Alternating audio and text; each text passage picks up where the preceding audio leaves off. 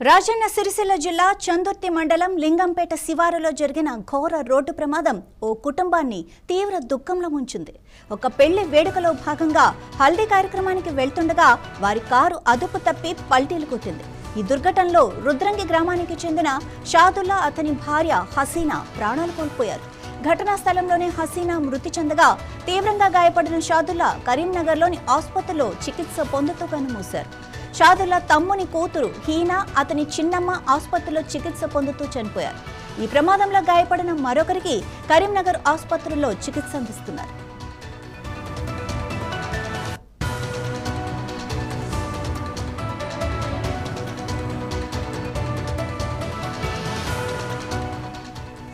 ఒకే కుటుంబానికి చెందిన నలుగురు చనిపోవడంతో రుద్రంగిలో విషాద ఛాయలు అలుముకున్నాయి. షాదుల్లా హసీనా దంపతులకు ముగ్గురు కుమారులున్నారు.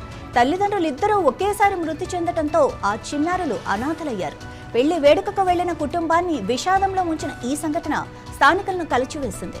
భార్యాభర్తలు ఒకేసారి మృతి చెందడంతో మరణంలోనూ వీడని బంధమంటూ రుద్రంగి గ్రామస్తులు కన్నీరు మున్నీరయ్యారు.